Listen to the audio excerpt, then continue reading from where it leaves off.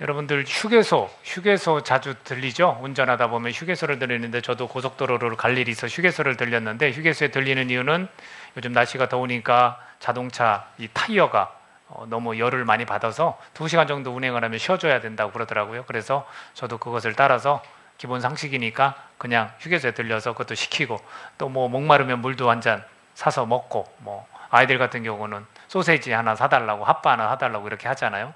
그래서 들렸습니다. 또 화장실을 가기 위해서 들리기도 하죠. 휴게소에 들렸는데 저는 전도지를 하나 만났어요. 전도지. 제가 여기 앞에 들고 있는 이게 전도지거든요.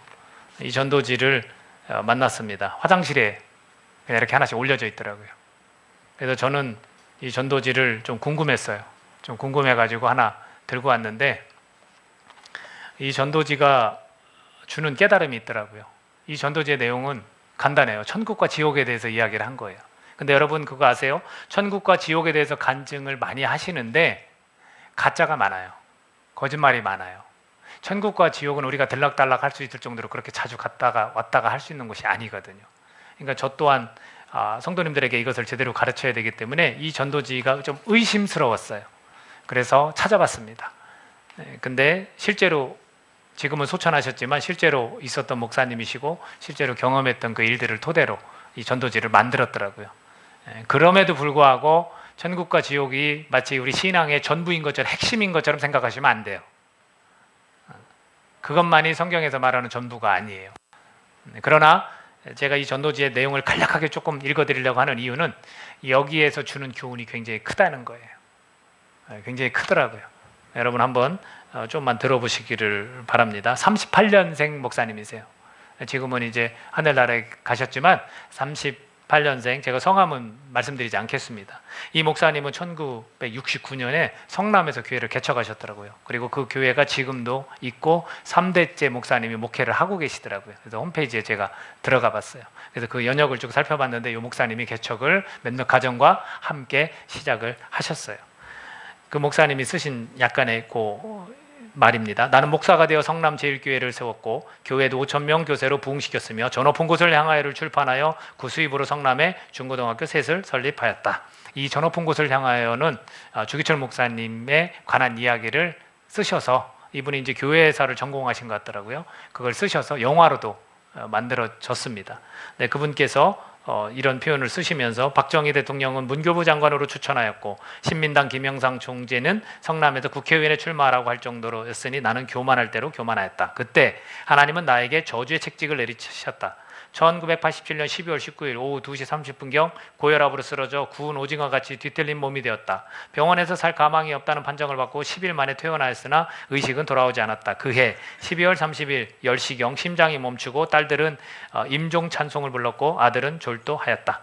그때 나는 꿈을 꾸듯 두 천사가 나에게 찾아왔다 하면서 이제 천국과 지옥을 보여주신 걸 이제 얘기를 하시는 거예요. 지금 이 목사님의 자녀분들은 사위들은 다 목회를 하고 계신 것 같고요. 일남 삼녀 일남이신 것 같더라고요. 그래서 그 내용을 뭐 자세히는 말씀드릴 수 없고 간략하게 말씀드리면 천국에 딱 가셨는데 천국에서 만난 영혼들과 지어진 집들이라는 이야기를 하세요. 그래서 천국에서 어린 아이 영혼들이 사는 곳에 갔더니 집이 없고 꽃밭에서 천사들의 도움을 받으며 평화롭게 살고 있었다는 거예요. 그들은 일찍 죽어온 영혼들이기 때문에 자기 집을 지을 재료가 없어서 집이 없이 산다고 그렇게 들었다고 전하셔요. 그리고 천국의 집들은 땅에서 믿음으로 행하는 모든 것이 집을 짓는 재료가 된다고 천사가 말했어요. 그러니까 예배드리는 시간, 성경 읽는 시간, 기도하는 시간, 전도하는 시간, 헌금, 11조, 교회 봉사하는 일 등을 많이 하면 크고 좋은 집이 지어지고 적게 하면 작은 집이 지어지고 안 하면 개인의 집이 없고 공동으로 사는 집에서 살게 된다고 했다. 그래서 천사한테 물었대요. 내 집은 어디 있습니까? 궁금하실 거 아니에요? 내 집은 어디 있습니까? 했더니 처음엔 안 된다. 보면 안 된다. 왜냐하면 너는 다시 보내져서 이것을 전해야 되기 때문에 보여줄 수 없다 했는데 사정사정하니까 보여줬대요. 근데 3층 집인데 짓다 말았대요. 짓다만 3층 집인데 3층에 올라갔더니 작은 3층 집이 내 집이라고 했는데 너무 실망이 커서 천사에게 안 들어가겠다고 했더니 봐라 해서 갔더니 3층 방의 벽에 상장 2개가 붙어 있었다. 하나는 18살 때 고아원에서 성탄절을 지키려 교회로 가다가 이분이 아마 고아였던 것 같아요. 교회로 가다가 추위에 떨고 있는 거지 할아버지에게 잠바를 벗어준 것이었고, 또 하나는 헌금할 돈으로 다 식은 붕어빵 2개를 사서 드린 것이 상으로 기념되어 있었다. 나는 400명 학생들에게 장학금을 주었고, 아파트를 교회 옆에 지어 가난한 과부들 42세대에게 나누어 주었으며, 가난한 신학생 39명의 학비를 도왔다. 뿐만 아니라 목사가 된 후에도 집을 팔아 교회당을 지어 5,000명 교인으로 부흥을 시켰으나 그런 것은 상으로 기록되어 있지 않아서 천사에게 따져 물었더니, 너는 땅에서 국민훈장 받았고 문교부 장관상 받았으며 신학생들에게는 명절 때마다 감사를 받았으므로 천국에서 받을 상이 없다고 했다. 특히 전도 많이 하는 사람이 천국에서 가장 좋은 집에 산다고 그 빌딩 하나를 보여줬다고 합니다. 거기에서 우리가 잘 알고 있는 전도왕 무디 선생님이라든지 이태리 성자 프란시스의 집이라든지 한국의 전도왕 최권능 목사, 이분은 7명의 이 목사님들의 그 실화를 이렇게 책으로 내신 분이거든요. 그 중에 이제 최권능 목사님이 집이 굉장히 멋있게 이렇게 지어진 것을 그렇게 봤다고 합니다. 그리고 주기철 목사님은 여러분이 너무나 잘 아시는데, 주기철 목사님 집에는 주를 위해 죽은 자는 이와 같이 하늘의 상급이 크다고 쓰여 있었고, 손양원 목사님 집은 순교상과 나병 환자를 사랑한 상급이 커서 그 영광은 주기철 목사님보다 컸다. 근데 이제 마지막에 그 외에도 수많은 목사님들, 장로님들, 권사님들을 만났다. 어떤 곳에서는 수많은 영혼들이 함께 모여 살고 있었다. 이렇게 공동으로. 그들은 물질 축복을 많이 받았으나 자기 가족, 자기 배만 위하고 봉사나 전도에 쓰는 데는 너무나 인색하고 땅에만 쌓았기에 천국에서 자기 집이 없고 겨우 영혼만 구원받아 집단으로 모여 산다고 한다. 이게 이제 성경적 근거가 있는 얘기긴 해요. 간신히 구원받는다는 이야기가 있거든요. 고린도서에. 그리고 이제 지옥에서 만난 영혼들을 우리가 너무나 잘 알 거예요. 2종류의 사람들이 오는데, 예수 안 믿는 자들과 우상 숭배자들. 2번째는 교회를 다니기는 하였으나 형식적으로 다니면서 탐욕을 쫓아 산 자들이 지옥에 온다. 이렇게 보셨고요. 그래서 유황 불못에서 고통당하는 영혼들도 있었고, 벌레들에게 고통당하는 영혼들도 있었고, 갖은 도구로 고통당하는 영혼들이 있었는데, 이렇게 어떻게 살았느냐에 따라서 나눠졌더라고요. 그래서 유황 불못은 땅에서 하나님과 예수님 믿지 않는 건 당연한 거고, 교회와 교인들을 업신여기며 조롱하고 핍박하던 자들이고, 세상의 부귀와 권세를 위해 신앙을 저버리고 주의를 범하는 등 교회 안에서 분열과 분쟁을 조작하고 교회를 자기 세력을 행사하는 장소로 삼아 싸움을 일삼았던 자들이 온다고 그렇게 천사가 말했다고 해요. 그리고 이분이 마지막에 조그맣게 글씨 쓴 게 뭐냐면, 나는 신비를 무시한 목사였으나 이제는 신비한 천국과 무서운 지옥을 본 이상 전하지 않을 수 없습니다. 믿지 않고 살다가 지옥 가는 것은 당연하지만 교회 다니다가 지옥 간다면 이 얼마나 슬픈 일입니까? 죽기 전에 예수님을 잘 믿어야 합니다. 이런 내용이에요. 이런 내용. 우리가 예수님을 믿으면, 예수님 믿으면 당연히 천국에 가요. 그럼 믿지 않으면 지옥에 간다고 알고 있는데, 그렇게 이분법적으로 이렇게 나누고 그것이 중요하고 이런 것보다는 저는 무엇을 봤냐면, 이분이 평소에 성도들한테 가르쳤던 것과 목숨의 위기 상황 가운데 환상으로 봤던지 꿈으로 봤던지 그걸 보고 다시 전한 내용이 중요하다는 거예요. 경각심을 주고자 저는 이것을 읽은 거거든요. 제가 마땅히 가르쳐야 될 걸 여러분에게 가르쳐야 되는 거예요. 그렇죠? 교회가 크고 봉사를 많이 하고 내가 좀 명예를 얻고 대우를 받고 이런 거는 별 필요 없다라는 거예요. 그렇게 중요하지 않다라는 거예요.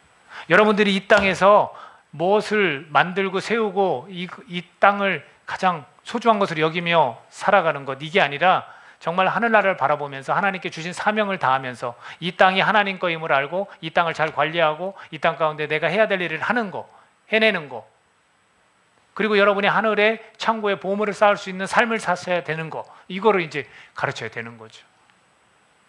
그러니까 이 목사님도 늦지막히 나중에 자기가 가르쳤던 것이 어쩌면 성도들을 다른 길로 안내한 그런 목회를 한 게 아닌가.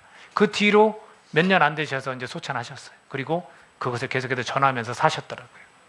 천국과 지옥이 정말 있습니다. 여러분 신앙생활 잘 하십시오. 그렇게 전하면서 살았다는 겁니다. 오늘 이 본문 내용 가운데 2장 7절에 보면 이렇게 기록되어 있습니다.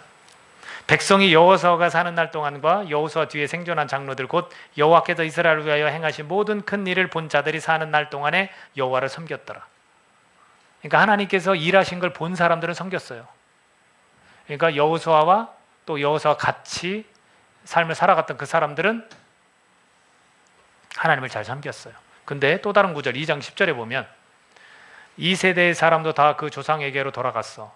여호수아도 110세에 죽고 같이 사역을 했던 삶을 살았던 장로들도 다 죽었어요. 그리고 다음 세대가 일어났습니다. 자녀들이겠죠? 손자들이겠죠?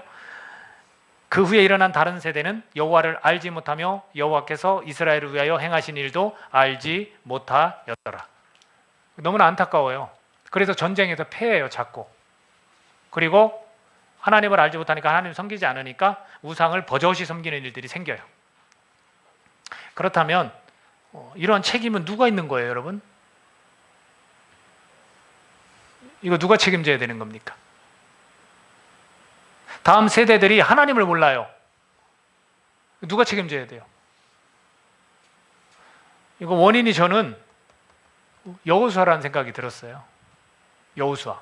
즉 지도자들, 장로들, 전하는 자들의 책임이에요. 오늘날 우리가 바로 전할 수 있는 자들이 필요한 시대예요. 그렇죠? 정말 가르쳐야 될 거, 정말 이건 꼭 알아야 될 거를 우리는 말해줘야 되는 그 시대에 우리는 살고 있다고요. 이 시대도 마찬가지예요. 이 사사시대를 암흑시대라고 그러거든요. 근데 어떻게 그 수많은 기적들을 같이 하나님이 일으켜 주셨거든요. 요단강 갈랐죠. 아이성 승리했죠. 또 여리고성 무너뜨렸죠. 또 해도 중천에 떠서 그냥 시간이 흐르지 않게 멈춰주셨죠. 이런 기적을 같이 겪었어요. 그러니까 자기들은 하나님 잘 섬겼어요. 근데 그 다음 세대한테는 이것을 제대로 전수하지 않은 거예요. 전하는 자들의 책임이 있단 말이죠. 여러분 이 땅에서 번영을 여러분에게 전하는 사람이 있다면 여러분 길을 닫으십시오. 여러분 길을 닫으세요. 여러분의 영혼이 자라고 여러분이 정말 하나님 앞에 더 가까이 갈 수 있는 그런 말씀이라면 여러분 길을 활짝 여십시오. 전하는 자들이 책임이 있지 않는가라는 생각을 했어요. 그러면 전하는 자들만 책임이 있습니까? 여호수아가 안 전했겠습니까? 전했어요. 마지막으로 결단하라고까지 했어요. 너네들이 섬기기 좋은 신을 섬겨라. 나와 내 가족은 오직 여호와만을 섬기겠다. 너네들 택하라 오늘. 이렇게 결단을 촉구한 그런 사람이에요. 그렇다면 누구 책임이 있습니까? 듣는 자, 가르침을 받는 자의 책임이 있다라는 거예요. 여러분이 아무리 좋은 말씀, 진리지만 여러분 이렇게 사셔야 됩니다. 하나님이 지금 이것을 여러분에게 원하십니다. 라고 막 들었어요. 근데 안 들어. 그 가르침 받는 자가 문제가 있는 거 아닙니까? 듣지만 난 순종하지 않고 듣지만 나는 그거 별로 중요하게 여기지 않는 거예요. 그때뿐인 거예요. 한 귀로 듣고 한 귀로 흘려보내는. 그럼 누가 잘못입니까? 누구 책임입니까? 다음 세대들 듣는 자들이 이 가르침을 안 받은 거예요. 나 눈으로 안 봤지만 우리 조상들이 그렇게 실감나게 하나님의 역사를 지금 말해주는데 안 받아들이는 거예요. 지금 우리가 창세기부터 쭉 오지만 하나님이 기적을 얼마나 많이 일으키십니까? 그렇죠? 근데 여러분 믿으세요? 믿는 분도 있어요. 근데 자꾸 이 이야기를 들어도 우리는 안 믿어요. 그러니까 이게 가르침을 받는 자가 문제가 있는 거예요. 그러니까 모두의 책임이라는 생각이 들었어요. 이게 우리에게 주는 한 가지 중요한 교훈이에요. 전하는 자와 듣는 자가 모두에게 책임이 있다는 거예요. 여러분 우리 다음 세대가 끊겨지면 어떨 것 같아요? 다른 신을 섬기고 하나님을 섬기다 하지만 형식적으로 섬기고. 제가 필리핀에 갔을 때 선교사님이 필리핀이 기독교 국가인 줄 알잖아요. 근데 그분은 28년 사역을 하셨거든요. 그러면 저도 뭘 많이 봤냐면 성당을 참 많이 봤어요. 마리아상도 많이 보고 산속 같은데 집 안에 있는데 그 앞에도 이렇게 그냥 강가 옆에 마리아상도 해놨더라고요. 근데 실상 내부에 들어가 보면 그 미사 드린다고 그러잖아요. 예배 드리는 사람 중에 무슬림들이 많대요. 무슬림들. 거기에 일부러 침투해서 그 사람들을 빼내오려고 계속해서 그냥 자연스럽게 다니는 거예요. 그게 사명이잖아요. 그 사람들은. 그렇다고 많은 사람들이 그걸 잘 모른다고 실상을. 그 선교사님께서 그 이야기를 하시더라고요. 저도 몰랐죠, 당연히. 근데 28년 동안 사역하신 분이 그런 이야기를 들려주시는 거예요. 여러분, 우리 다음 세대가 교회는 있고 예배는 드린다지만 하나님 이 말씀의 기준으로 안 살고 자기들 소견에 오른 대로 마지막 사사기 마지막 장에 가보면 사람들이 자기 소견에 오른 대로 살았더라 그렇게 표현하거든요. 왜냐하면 왕이 없어서 그런 표현을 써요. 근데 그 왕이 누굽니까? 하나님이 진정한 왕인데 나중에는 사울이라는 왕이 세워지는 거 보면 사무엘상에서 보면 인간 왕을 이제 원해요. 왜? 주변 국가들이 다 왕이 있는데 왜 우리 없습니까? 우리를 위해 나가서 싸워줄 왕이 필요합니다. 이렇게 요구를 하거든요. 근데 하나님은 그걸 다 내다보셨었어요. 너넨 그럴 것이다. 그때 왕은 이러이러한 규칙을 철저히 잘 지켜라. 그 중에 가장 중요한 게 율법책을 곁에 두고 살아야 된다. 그 왕은 이렇게 말씀해 주셨어요. 여러분 이 성경책 너무나 흔하죠. 우리 자녀들이 이거 소홀히 여기고 이거 안 보면 어떡할 거예요? 우리 부모님들이 이걸 그렇게 아끼셨어요. 제가 한번 예를 들었잖아요. 저희 어머니께서는 이상하게 이 속에 돈을 꽂아 놓으세요. 성경책에. 왜 꽂아 놓는지 아십니까? 시장에 가서 이 농사일 지은 거 이렇게 파는 거요. 제잣마당 뭐라고 그러죠? 그거 뭐라고 표현하는데 이렇게 그냥 니아까에다 열무 한 단, 무 이렇게 해서 가서 파시는 거예요. 그럼 돈을 받잖아요. 그럼 그 중에 깨끗한 돈이 딱 생겨요. 그럼 바로 여기다 꽂으시는 거예요. 왜? 하나님께 드리려고. 이걸 얼마나 소중히 여기시는지. 성경을. 그게 우리 믿음의 선배들이 했던 거예요. 근데 우리 이거 성경 다양한 번역본이 나와서 성경 이해하기도 쉽고 해석하기도 쉽고 적용하기도 얼마나 쉬운지 몰라요. 근데 이거 정말로 여러분 이거 소중히 여기세요? 우리가 이걸 소중히 여기지 않으면 우리 자녀들은 어떨까요? 우리가 소중히 여겨도 자녀들도 이거를 하찮게 여길 수 있는데 시대가 악해져 가고 있어요. 여러분 이 신앙적 이 유산이 잘 전해져야 됩니다. 저희 교회 가운데 중요한 가치 중에 하나가 건강한 가정이 있어요. 근데 그 건강한 가정은 어떤 가정이겠습니까? 하나님을 잘 섬기는 가정이 1순위예요. 그게 건강한 가정이에요. 그래서 자녀들에게 신앙의 유산을 계속해서 전해주는 거예요. 지금 이 사사기를 통해서 우리가 이 암흑 시대를 통해서 우리가 깨달아야 되는 거예요. 지금은 그 시대가 아닙니다. 지금은 너무나 행복하고 하나님께서 은혜를 주시는 시대입니다. 이렇게만 말할 수 없잖아요. 얼마나 많은 청소년들과 얼마나 많은 청년들과 얼마나 많은 아이들이 교회를 떠나가는지 모릅니다. 디모데전서 6장 17, 18절 제가 그 말씀을 이 주보에 올려놨습니다. 생각나무에 보면 올려놨는데 제가 읽어드릴게요. 내가 이 세대에서 부한 자들을 명하여 마음을 높이지 말고 정함이 없는 재물에 소망을 두지 말고 오직 우리에게 모든 것을 후히 주사 누리게 하시는 하나님께 두며 선을 행하고 선한 사업을 많이 하고 나누어 주기를 좋아하며 너그러운 자가 되게 하라. 디모데라는 아들과 같은 목회 후보생에게 사도 바울이 준 편지예요. 이런 가르침을 전하라는 거예요. 그러니까 저도 이곳에서 정말 하나님께서 원하시는 걸 전하고 싶어요. 재물에 마음 두지 말고 선한 사업을 위해 선을 행하고 너그러운 자가 되는 거예요. 그게 저희 GNG 공동체의 지체들입니다. 저는 그것을 전하고 가르치는 사람입니다. 이들이 이렇게 하나님을 섬기지보단 다음 세대들이 어떻게 사는지 아십니까? 12절에 보면 애굽 땅에서 그들을 인도해내신 그들의 조상들의 하나님 여호와를 버리고 다른 신들 곧 그들의 주위에 있는 백성의 신들을 따라 그들에게 절하여 여호와를 진노하시게 하였을 때라고 되어 있습니다. 하나님의 진노가 일어납니다. 그리고 그들의 삶의 모습은 15절입니다. 15절 같이 한번 읽어볼까요? 2장 15절. 자, 시작. 그들이 어디로 가든지 여호와의 손이 그들에게 재앙을 내리시니 곧 여호와께서 말씀하신 것과 같고 여호와께서 그들에게 맹세하신 것과 같아서 그들의 괴로움이 여러분 괴로움의 삶을 살고 있어요. 우리 현수막에도 나왔지만 우리는 누구예요? 하나님의 기쁨이에요. 하나님 우리를 기뻐하세요. 근데 우리가 어떻게 살고 있어요? 괴롭게 살고 있어요. 다음 세대가 하나님의 기쁨인데 깨닫지 못하고 괴롭게 살면 우리의 마음이 얼마나 찢어지겠습니까?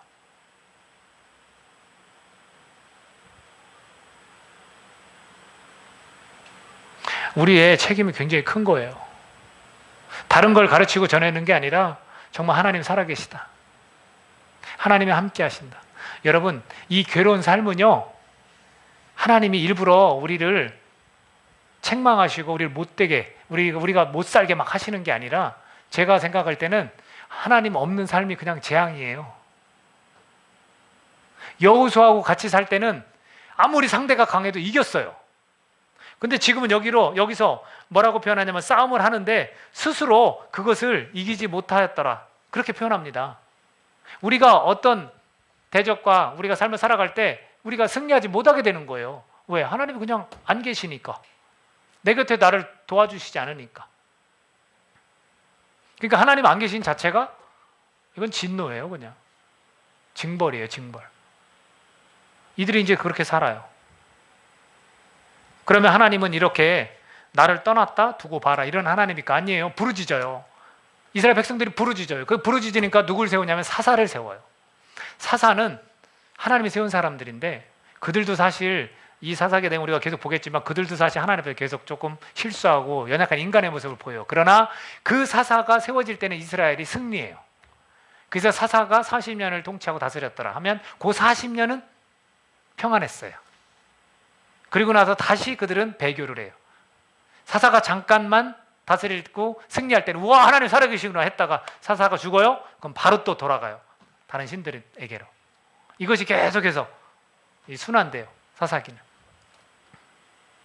근데 여기에서 우리가 전하는 자와 듣는 자가 이런 책임을 우리가 분명히 느껴야 되고요. 그런데 근본적인 문제가 있습니다. 그 근본적인 문제는 왜 이들이 이렇게 됐을까? 근본적인 문제는 사사기 2장 2절에서 나옵니다. 사사기 2장 2절 같이 읽습니다. 자, 시작. 너희는 이 땅의 주민과 언약을 맺지 말며 그들의 제단들을 헐라하였거늘 너희가 내 목소리를 듣지 아니하였으니 어찌하여 그리하였느냐. 왜 그렇게 됐습니까? 하나님 분명히 말씀하셨어요. 싹 쓸어버려라. 여러분 우리가 이 세상에서 출애굽 하나님이 시키신 거잖아요. 그렇죠? 세상에서 여러분을 하나님이 선택해서 하나님이 거룩한 백성으로 뽑았어요. 그럼 우리가 세상에 나가서 살 때는 거룩한 백성으로서 살아가는 거예요.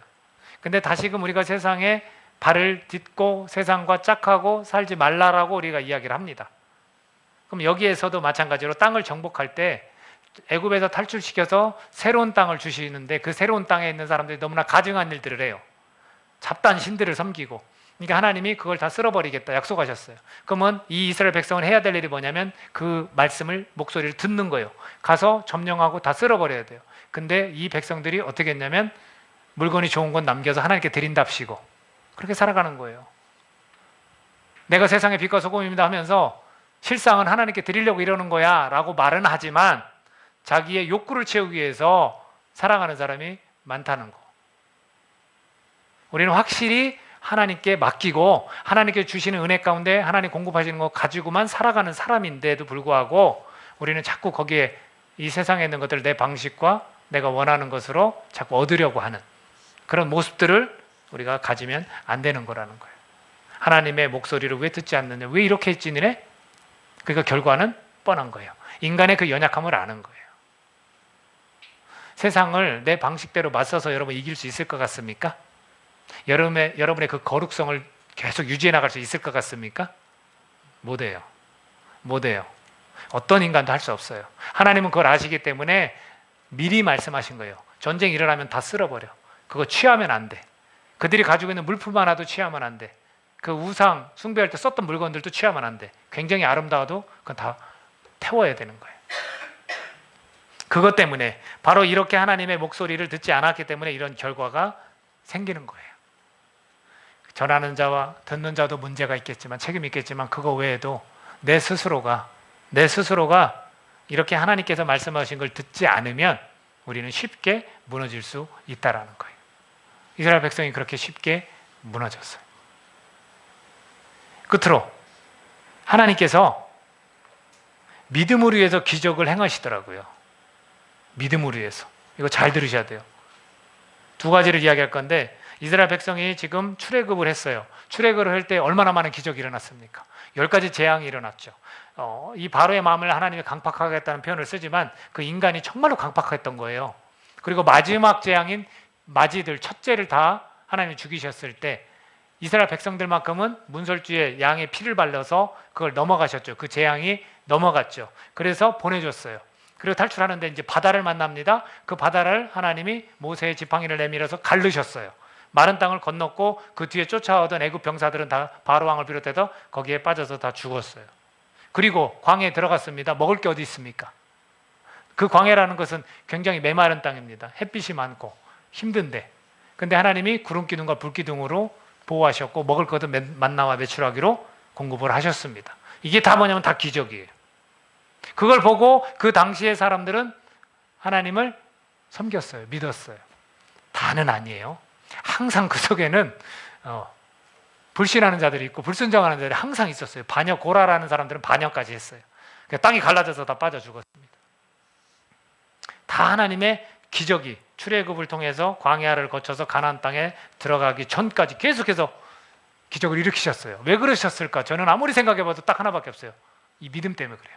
하나님 살아계시구나 믿게 하기 위해서. 그리고 나서 가나안 땅에 이제 들어가야 됩니다. 들어가는데 여호수아라는 사람이 후계자로 세움을 받아요. 들어가는데 굉장히 강하네요. 민족도 많고 굉장히 강해요. 그러니까 하나님을 의지할 수밖에 없어요. 그래서 하나님을 의지하는 방법이 뭐냐면 너 하나님의 법도와 율례를 잘 지켜 행하라. 그러면 하나님이 승리케 하신다. 이 말을 남겼어요. 유언으로 모세가. 또 하나님도 너는 강하고 담대해야 돼. 백성들도 당신 강하고 담대합시오. 우리가 당신을 따르겠습니다. 이렇게 시작이 된 거예요. 그리고 싸움이 시작됐는데 여호수아는 모세 곁에서 굉장히 많은 싸움을 했던 행동당자와 같은 그런 아주 용맹스러운 사람이에요. 그런데도 불구하고 다 그 싸움을 보면 하나님이 다 하셨어요. 요단을 건널 때 마치 홍해가 갈라지듯이 물이 강짝 많은 범람하는 그 시기에 물을 멈추게 하고 거기를 지나가겠어요. 법궤를 든 사람들이 딱 그 물 가운데 서니까 물이 쫙 멈추고 많은 땅에서 건너갔어요. 이거 다 기적 아닙니까? 그것뿐만이 아니에요. 여리고성 무슨 7바퀴 돈다고 성이 무너져요? 근데 실제 그렇게 됐단 말이죠. 그것도 기적 아닙니까? 아이성도 마찬가지고요. 그런 기적들이 계속해서 생겨나는데 왜 하나님 기적을 일으키셨을까요? 그 아무리 생각해봐도 그거밖에 없는 것 같아요. 하나님 살아계시구나. 하나님을 믿는 거예요. 하나님 섬겨야 되는 거예요. 그럼 오늘날 우리는 어떨까? 이런 기적 보고 싶으세요? 실망시켜 드릴게요. 없습니다. 이런 기적이 이제 없습니다. 그럼 어떤 기적이 있습니까? 자기가 정말로 사랑하는 하나밖에 없는 그 외아들을 이 땅에 보내셔서 십자가에 달려 죽게 하시고 3일 만에 다시 살아나게 하셨어요. 죽었던 사람이 살아난 거 없습니다. 이게 기적 아닙니까? 그걸 본 사람들은 믿는 거예요. 그걸 본 우리들은 지금 믿고 있는 거예요. 여러분 뭘 믿으신 거예요? 뭘 보고 믿으신 거예요? 여러분 홍해가 갈라진 걸 보고 믿으신 거예요? 아니죠? 뭘 보고 믿으신 거예요? 십자가를 보고 여러분 믿으신 거예요. 여기는 이 십자가, 예수님이 달렸던 저 십자가, 빈 무덤을 보고 우리가 믿는 거예요. 죽어서 거기에 계시지 않고 다시 살아나서 제자들을 만나시고 그리고 하나님 곁으로 올라가셔 승천하셔서 우편에 계시다는 이 말씀을 우리가 믿고 보고 십자가를 보고 우리가 믿는 거예요. 그러면 성경은 동일해요. 계속해서 기적을 행하시고 하나님이 기적을 행하신 이유는 우리를 하나님을 섬기도록 하기 위해서 믿게 하도록 하기 위해서 하신 거예요. 우리가 이 기적을 우리가 본 사람들이라면 우리 자녀들에게도 이것을 가르쳐야 되는 거예요. 십자가의 도를, 십자가의 길을, 십자가의 비밀을 우리가 알려줘야 되는 거예요. 그리고 하나님이 과거에 이스라엘 백성들을 이렇게 이끄셨고 그 가운데 기적을 일으키셔서 이렇게 섬기게 하셨다라는 것을 우리가 계속해서 우리 후손들에게 전해줘야 되는 거예요. 그걸 결심하십시오. 신앙적 유산의 단절은 삶을 고달프게 만들어요. 괴롭게 만들어요. 저와 여러분이 우리 자녀들이 그렇게 고달픈 삶을 사는 걸 원하십니까? 원치 않아요. 하나님을 제대로 섬기고 사는 걸 원해요. 그럼 우리가 본 이 기적, 십자가 그거를 전해줘야 돼요. 예수님을 우리가 전해줘야 되는 사람들이라는 거예요. 여러분 그렇게 하실 수 있겠습니까? 우리 교회의 사명이에요. 다음 세대를 위해서, 우리 자녀들을 위해서 공부, 먹고 사는 문제 자녀들한테 가르치시지 마십시오. 하나님이 하십니다. 얘네들이 하나님을 떠나지 않고 정말 하나님만 섬기고 그리고 그 예수님을 이 마음으로 삶의 주인으로 받아들이면 인생은 행복합니다. 그것을 우리 교회가 그것을 해야 되는 거예요. 저와 여러분이 우리 가정에서는 여러분의 몫으로 생각하지만 그게 아니라 우리 공동체가 같이 우리 가정들 포함해서 같이 그것을 해나가야 되는 겁니다. 우리 모두가 그런 사명을 다하는 그런 교회가 되기를 예수님의 이름으로 축원합니다. 같이 기도하겠습니다. 이 시간 여러분, 우리가 이 사사 시대에 이 백성들을 보고 다음 세대가 이 신앙의 유산이 끊겨진 걸 보고 우리가 마음이 아플 수밖에 없는 것 같습니다.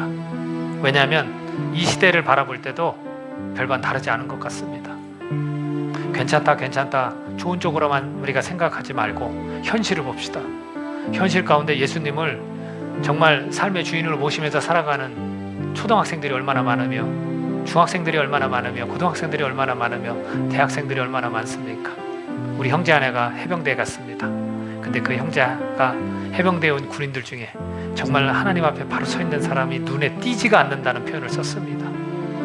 정말 그렇지 않습니까, 여러분? 우리가 우리의 이 신앙을 우리가 잘 이어받았습니다. 우리 믿음의 선배들로부터 우리가 잘 이어받았어요. 이 세대는 그 조상들과 같지 않았다라고 그렇게 성경은 표현했습니다. 우리가 정말로 이 신앙의 유산을 잘 물려주지 않으면 안 됩니다. 우리가 이 교회의 사명을 우리가 여기면서 우리 가정도 여러분 스스로 해결하려고 하시지 말고 우리 공동체가 같이 가면 되는 거예요. 공동체 속에서 우리 가정도 맡기고 함께 해나가자고요. 우리가 그런 교회가 되기를 위해서 이 시간 하나님의 나라를 온전히 이루고 그 복음이 땅끝까지 전해지는 일을 위해서 이 신앙적 유산을 우리가 물려주는 그런 공동체가 되기를 위해서, 그런 가정이 되기를 위해서, 그런 여러분이 되기를 위해서 이 시간 성령님 의지하면서 함께 같이 기도하도록 하겠습니다. 기도합니다. 하나님